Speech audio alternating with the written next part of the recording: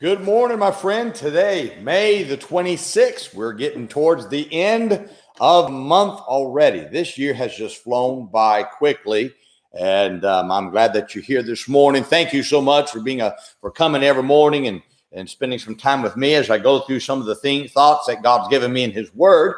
And I'm thrilled. I'm thrilled to be able to serve the Lord. One of the greatest things that you can do in life, serve the Lord. I hope that you do that. Wednesday, of course, and today is the day that we go to church here at Maranatha Baptist Church, and I hope that if your church has a midweek service, and it should, that's a scriptural thing, is to go to church sometime during the week, but I'd encourage you to be in your church service on tonight, Wednesday night. If you have services, maybe some have it on Thursday nights. Either way, be in church and see what the Lord can do for you there. I want to read to you this morning from Isaiah chapter 17 and verse 7. The scripture says, "At that day shall a man look to his maker, and his eyes shall have respect to the Holy One of Israel." One of the greatest aspects that our society has lost is in the area of respecting God. Now, the verse I just read to you shows the desire of God to be respected.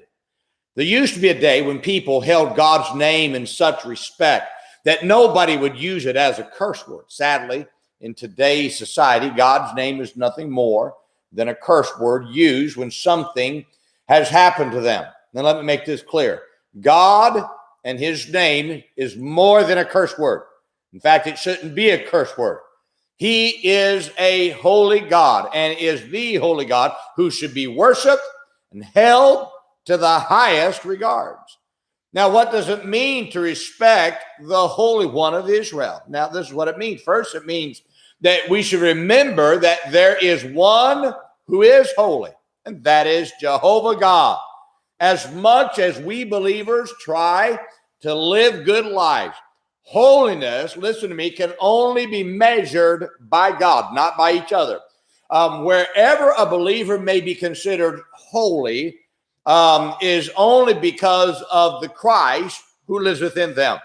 There is none who is holy of themselves. We are only holy because of the Holy One who lives within us.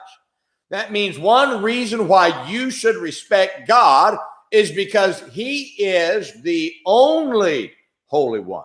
Second, it means to have a high regard or admiration for God. Every believer should have a respect for God. You see, God is not, I want you to listen to me, God's not one of the boys. He is God. God is not the old man in the sky. He's the only one, or the Holy One, who should be respected for who He is. And when you lose a respect for God is when the world and His activities become of greater importance to you than God. You show me how faithful you are to reading the scriptures, praying, and attending church. And I'll show you how much respect you have for God. Third, to respect the Holy One means to take Him into account with everything that you do. When you respect God, you will always ask yourself what He would want you to do. In other words, when you respect God, He would not be the last resort to consider when making a decision, but your first consideration of what He would want you to do. When you respect God, your desires and agenda will take second place to His will for your life. Now, fourth, to respect the Holy One means to put the Holy One on the pedestal to worship. In other words, God would become your hero. When a young person has a hero, they dress like their hero. They try to act like them. They do, and do everything they can to look like them. Now, listen to me. When you have a respect for God, you will live your life to be like Him. Imagine how much different this world would be if every believer's hero was God and every believer tried to act like Him.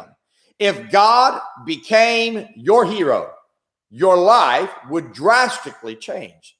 It's a shame that many hold athletes, politicians, movie stars, rock musicians in a higher regard than they do God. Now, you can say this is not true, but I'll be honest with you. Your life would be much different if God were your hero. Now, let me ask you, how much do you respect God? before you answer, look at your life, because it reveals how much respect you have for God. Now, let me admonish you to be careful about how you use God's name. Be sure your conversations reveal your respect for God. Be sure your life exhibits a respect for God. When your life exhibits respect for God, you'll dress like he wants you to dress. You'll live according to how he wants you to live. Trying to bring God down to a worldly lifestyle shows little respect for God. But changing your life to live according to how he would want you to live shows that you have the highest respect for God, because if you respect God, you live like it. Can I be honest with you?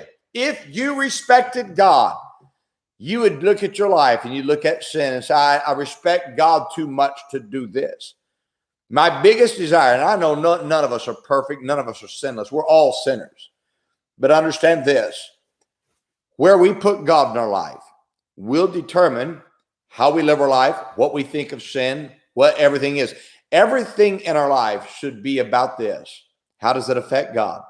What I done, what has it done to God? We get ourselves out of the picture, get God in the right place, and understand that respecting the Holy One is the answer to getting to living for God. That's the answer, my friend. Boy, if we could just get that, it would change how we live. My friend, I hope this is a help to you today. Remember today, be good to everybody. Everybody's having a tough time. Have a great day, my friend.